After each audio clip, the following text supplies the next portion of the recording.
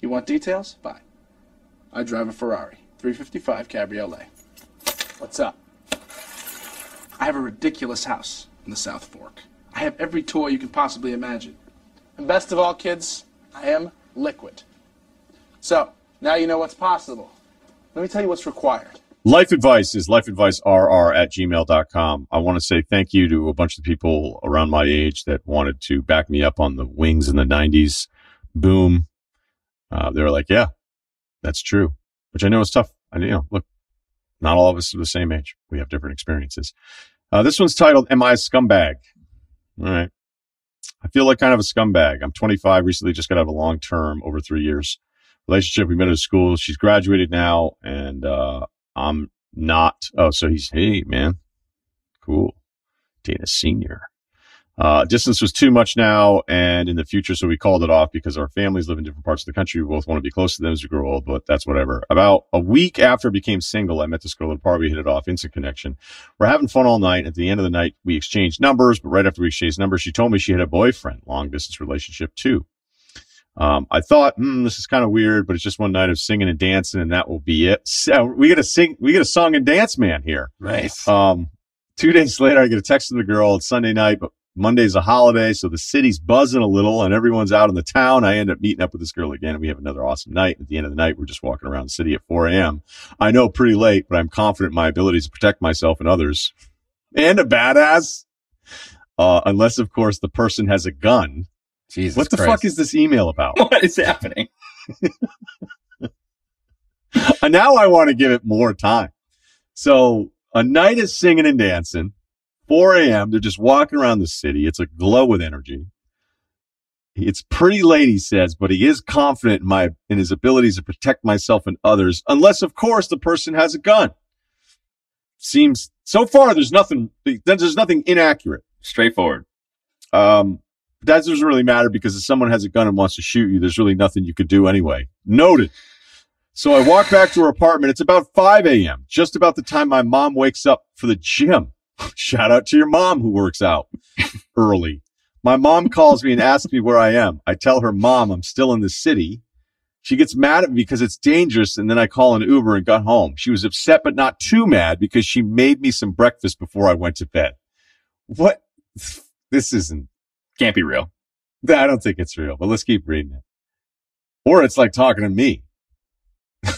Like he's like, we haven't even got to the point yet.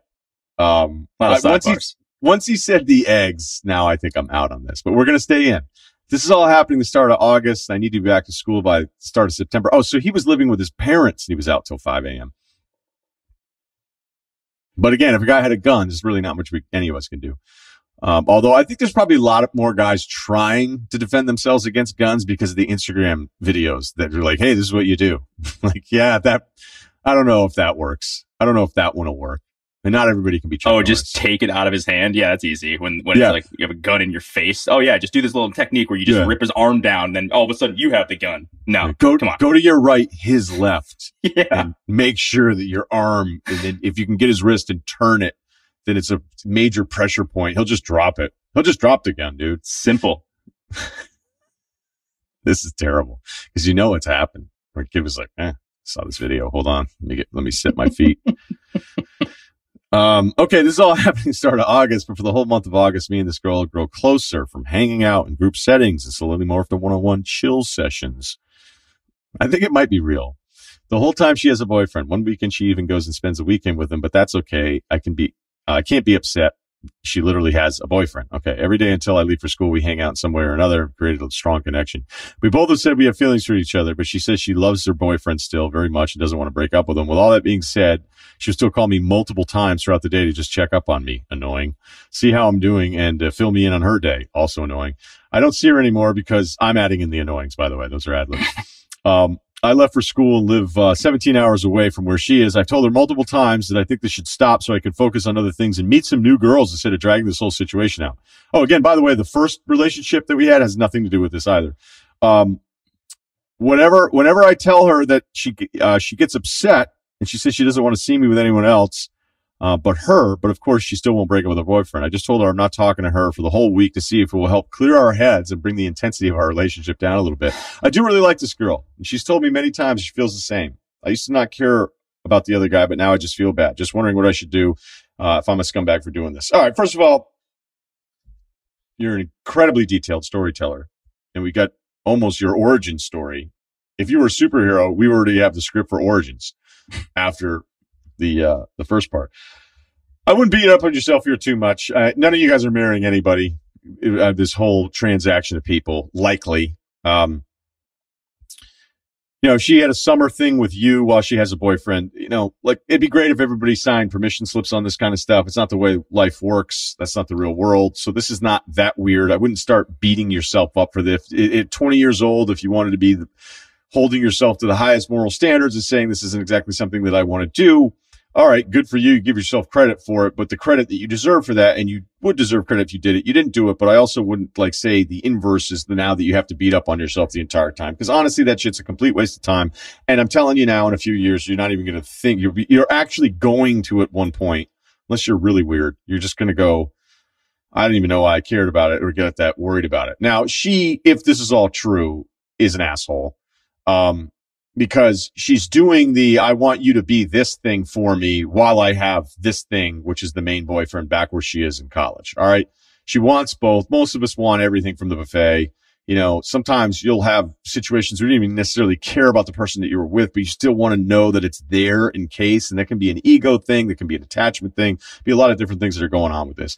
You know what?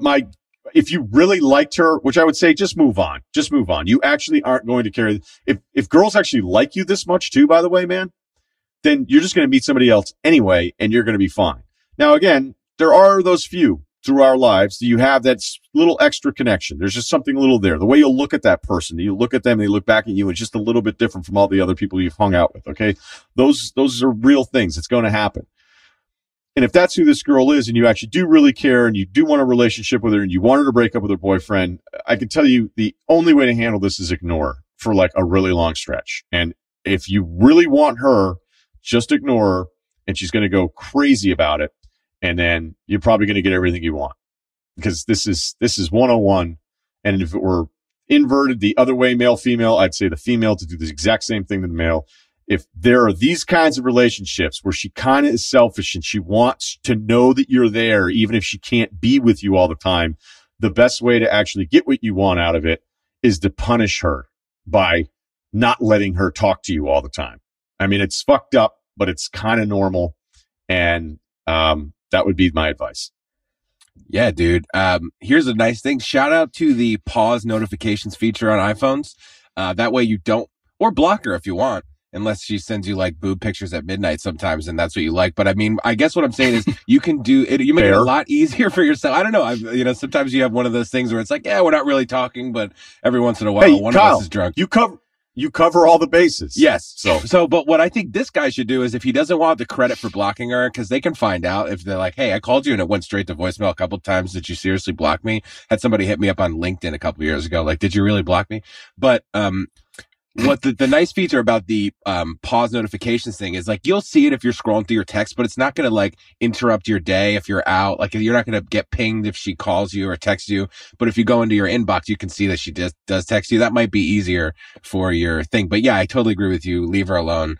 You're like 17 hours away or whatever he said. And then you can revisit anything that she says to you on your own time. And then my last question is, I know your stance on guns. How do you feel about other melee weapons like knives or machetes? Just walking around with them?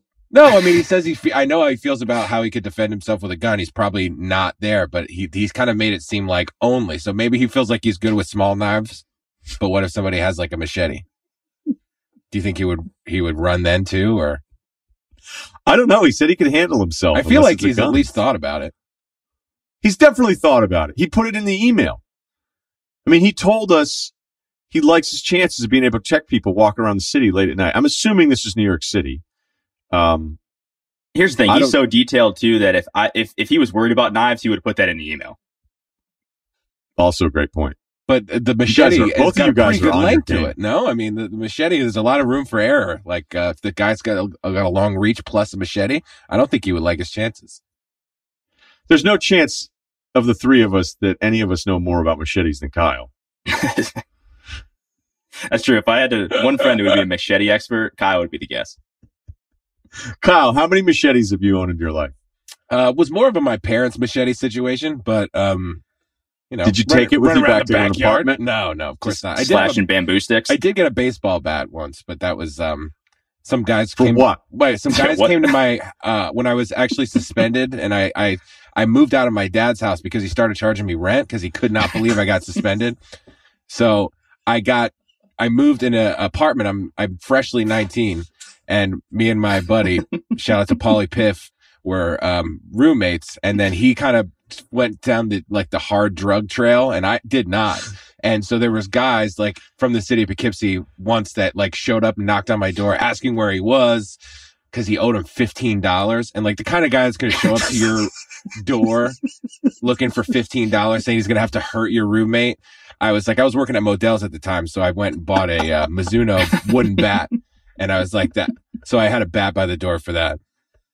Turns out, the kicker is that my dad was going to give me all the money back when I went back to school after my suspension, but he thought I was such an idiot for trying to move out. He was never going to tell me that. Okay. When you were deciding which bat you were going to get, why did you go with the Mizuno wood bat?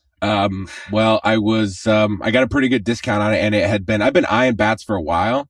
And I definitely knew I wanted wood, and it was black and brown, which I really liked. And it was on sale because it was I was actually this department manager for sporting goods, so I was like I had to mark stuff down, and it was like, well, that's definitely the best bang for your buck, so to speak. Did you consider any other weapons, or was it bat all the way? No, I wasn't going to get a discount on anything but a bat. Okay. They had lacrosse sticks, but I didn't. I like my chances with a bat. Nah, hollow. Yeah, lacrosse stick's not going to do anything. I did get a Nike lacrosse stick though, just to had the grip on it, like the rubber grip sort of instead of the metal pole. It was a metal pole, but it had like the rubber grip around it. Just to like cradle around the apartment? Yeah, I brought it to college when I came back. Tried to fake being a lax bro, but it didn't work. I did that for a year. You fake being a lax bro? Not a lax bro. I didn't like dress weird with the shorts and stuff and the pennies, but I just tanks only. Yeah, but there were guys in the yard, and I sucked with it. I never got better, and they were like clearly pretty good, but not good enough to get on a team. So it was like, what do I do with this group here? Just chalked it up to trying. I'll be honest. I have a couple other emails I could read. I just don't want to do it now. I want to just end on this note of Kyle buying a bat that he was able to discount. Did you discount it yourself because you were in charge of that department? Yeah. Nice. Because I caught that too. So not only did you buy a wooden bat because you thought it was the best to defend yourself against a guy who's going to show up and beat up your roommate for $15 fucking dollars, you also, because you were in charge of marking down items as the manager at a Modell's sporting goods store, you purposely marked down the wooden bat so that it would be even cheaper with your discount, again, to use not for baseball, but to beat somebody up. Well, you have to run it by the general manager. I was just the department manager for sporting goods. There was a footwear manager and apparel manager. I was the sporting goods manager. But so, yeah, like I would get the word would come down for her, what to mark down and what to not mark down. I just had a good idea. And you're like, hey, these Mizunos have been sitting around. Yeah, it's like, come on, these are the expensive ones. People don't come in here looking for wood. They come in with the aluminum bats. Can we do something? I mean, this had these two for a couple years now. I mean, since before I started working here. Do you want to start making room? You're doing them a favor, honestly, yeah.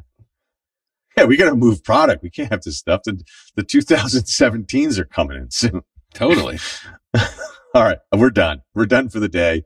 What a pod today. It didn't start very good, but we got there. We got there. All right, please subscribe to the Ryen Russillo podcast. Thank you to Kyle and Cerruti as always, and make sure you subscribe, rate, review, and check out all the pods in the ring.